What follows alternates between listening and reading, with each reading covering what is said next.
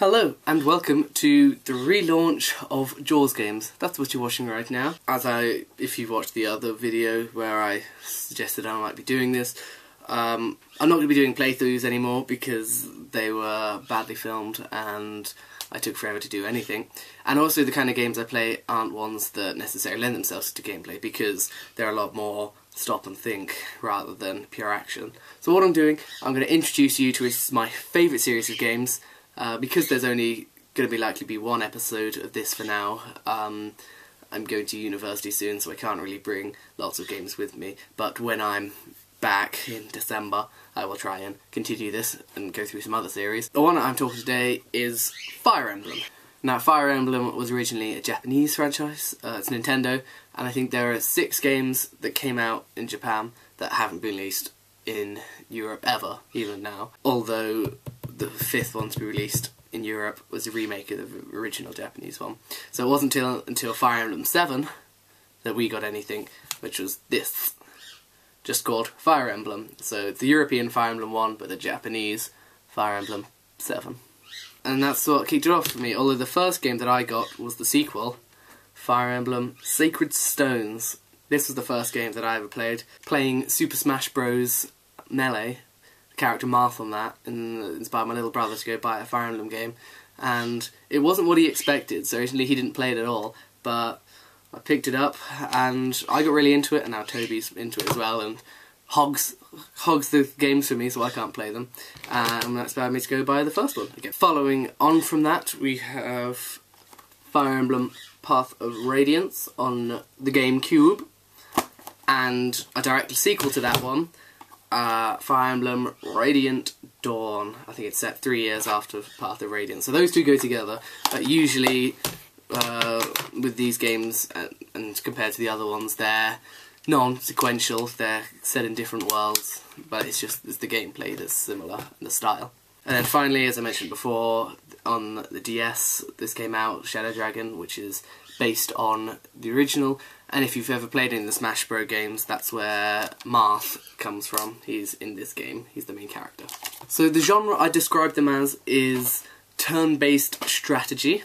You have a set number of units that early on in the game you kind of just have fixed by the story what you have, and later on you'll be able to choose from the list that you've acquired who you want to send into battle.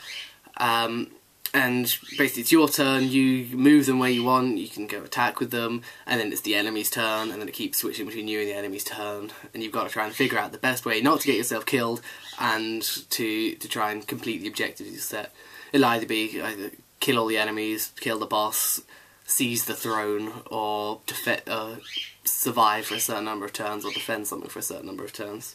The units you'll have will all have different sorts of skills, so you'll have some people who might be horsemen, some people who be archers, you get things like Pegasus Knights and mages, so they've all got different skills and they're all good against different types of units and good for a different amount of things. So you've got to think through where you want to position your people so that your weak units, like your healers, don't get killed, while you just have your big, heavily armoured knights just carving through the field at the front. Now I think the defining feature of the Fire Emblem series is permadeath for a lot of your characters. Aside from the main characters who, if they die, you just fail and have to start the level again. A lot of the other characters, if they die, they just die and that's it. You can't get them back ever again, and the story just carries on without them. Which means you can play it in different ways. You can choose to either go for the expendable route, and if someone dies, so be it, they're dead, let's carry on. Or it can be someone like me who's a bit of a sissy and I don't want anyone to die, so if someone dies I feel I have to restart the level, and sometimes that can be very annoying because there's no saving within each level. You've got to complete the level and you can save afterwards and save before while you're doing your preparations. Get within spaces of just being able to complete the level and then someone goes and dies and it's just... That being said, in the Wii game they introduced battle saving, which means you can save at any point within the level, which takes away a lot of the stress of just dying and having to restart the whole level again. But what I like about these is they're very story driven, and I really like the characters they've got in them. There's a running story throughout, and you can also, within levels, if you have 2 people next to each other, each character has a number of other characters that they're compatible with, and you can what's called support them, and that means they'll have a conversation between them, and there's 3 levels, and if you manage to build up their support level, then they can talk to each other more, and like, it gives you more story about them, and then they develop a bond, and when they're next to each other, they'll fight stronger. So I'll let you see a little bit of the gameplay just to get an idea of what it is. So here's a little bit of a look at some in-game footage. This is from Path of Radiance, the GameCube one. So as you can see here, we have our characters. These are the units that I can control. I've got a certain number, and then the ones with red underneath, these are enemy units. And basically, if you look at the top left, it'll have an objective. That's what I've got to do. I can move my people. You know, I can go and attack people if I want. There's chests I can open. Will be the boss over here. He's someone that'll have to kill, and these are the items that they have. If it's in red, it means I can take it.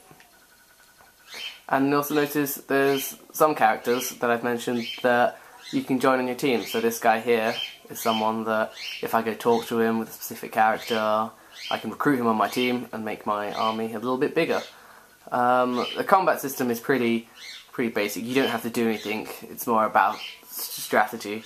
So if you look on the left, it'll tell me how much I can damage it, the hit chance I have, the chance I've got a critical hit, which is 3 times damage, and the same for him. And usually the battle will go, I'll attack, well, whoever's attacking will attack first, and then the other person will respond. If I've got 2 attacks, like now, I'll attack, then they'll attack, then I'll attack again.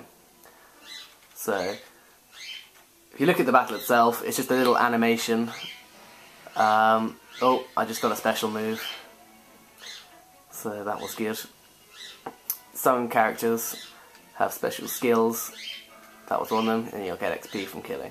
So, and then you'll choose what to do with them afterwards, and just choose to leave them there. So, you can see the equipment that he's got. That's the special skill that you just used there, Soul. Means in certain conditions restores as many HP as damage dealt to the enemy. So yeah, so it's not action-packed, and there's no button spamming in it here. It's pretty easy going. You can take your time to think about things, and yeah, that's what it looks like. The GBA ones look a bit different. They're 2D graphics still, but it's not a game about graphics, you know. It's about the gameplay that I like, so I don't mind about that. And the Wii one is pretty similar to this. So there you have it. And you can just choose to suspend, which is pretty much just pausing the game. Alright. Of them all, if I had to recommend one of them, I think the first Fire Emblem is my favourite one. It's harder than Sacred Stones. It's probably one of the harder ones. I just think it's got a really good story, it's really good characters, and that's what got me just in love with the franchise.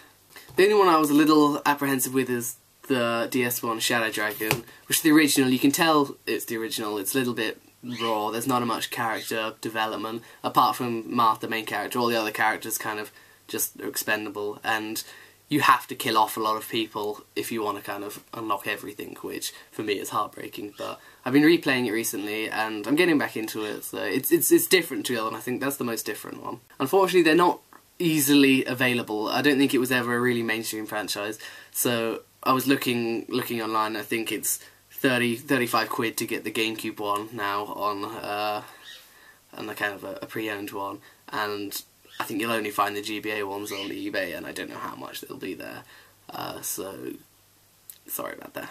But they're well worth a playthrough if you ever feel like doing so. Thank you for watching, and I hope I've intrigued you into maybe playing one of these games sometimes.